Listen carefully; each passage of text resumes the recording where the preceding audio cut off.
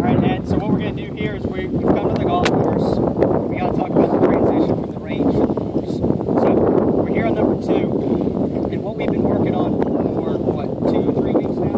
Getting the club, the path to feel a little bit more to the right, and that's how we're going to that left path and the left shot.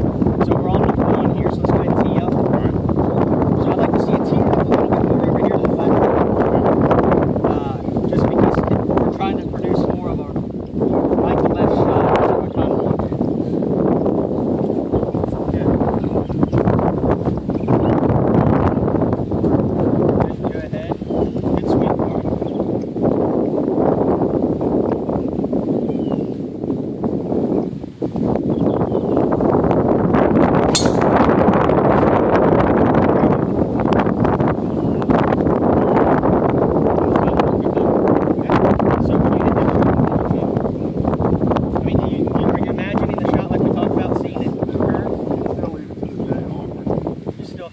You still want to look left a lot instead of good.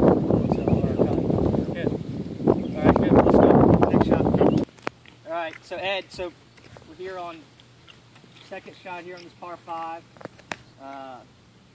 You know, we talked a lot about course management today, especially, you know, on a shot like this, you typically would have taken maybe your 3-wood and tried to draw it around this tree, hit up by the green, but the good thing is I noticed you pulled out, what, your 7 or 6? 7. Right off the get-go. So at least I know that you're picking up on what we're doing. And so what's your goal? What do you think your goal is here with the 7-iron as it compared to what it maybe was before? I'd really like to take it over the bunker, maybe draw it a little bit around the tree, leave me about a 100-yard shot in. Perfect. So let me see some of those swings we've been working on, those outside and then back in.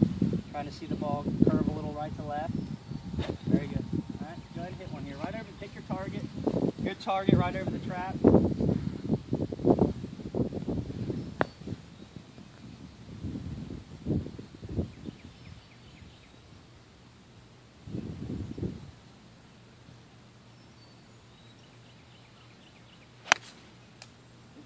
A little bit low on the face. That's perfect. That's actually, and what's funny is, okay, so you said you'll hit your 3-wood to try to get up by the green. So what were you, about 240? So you just hit a good 7-iron. You're going to have a little, you know, what your favorite shot was 72 yards, I think. So you're going to have a perfect little shot. So that was good. Good work. Let's go to the next one. All right, Ed. So what do we got? You said 72, but we're probably a little closer.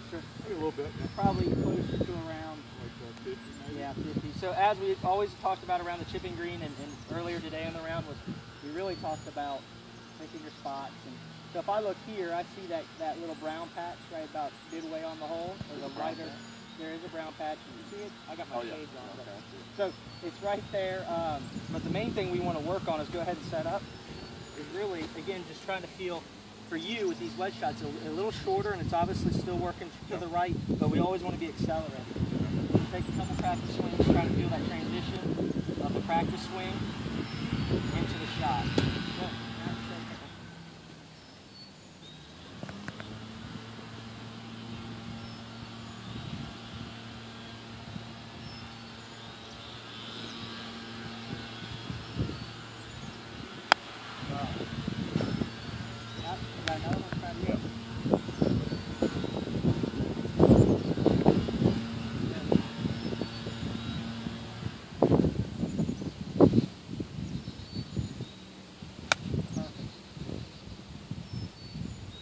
So the first one, it talks about what we talk about with the transitioning from your practice into your course play. All right, so the first one, you know, what I saw was kind of back to the old stuff. So if you think about it, your practice swings, though, everything was kind of long and the motion was perfect, but everything, you're practicing a long swing, and then you jump into the actual shot, and what do?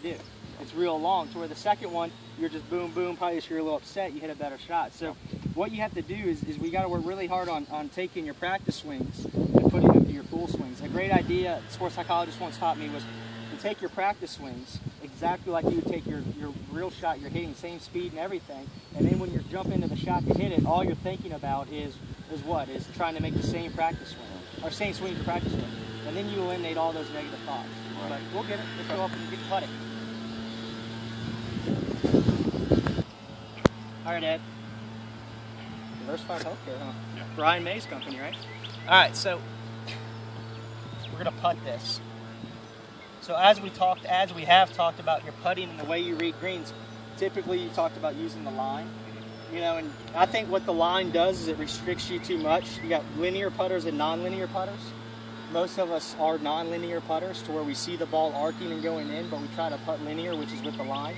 So what I want you to do, and what we've talked about, is looking at that club or that hole as a clock. So if we look at this hole as a clock, I kind of see the ball curving in at about 4 o'clock.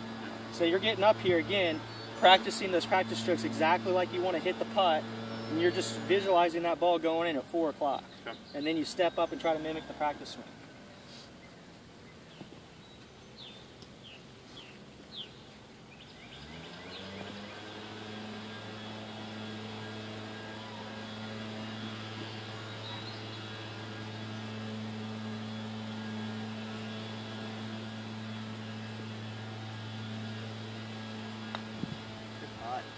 Pushed it. That's right, good.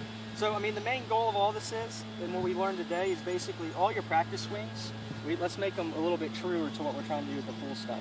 You know, I think that first wedge shot you hit was a perfect example. Everything was way back here, and then kind of, you know, let's try to, everything you do in your practice routine needs to work towards the full shot.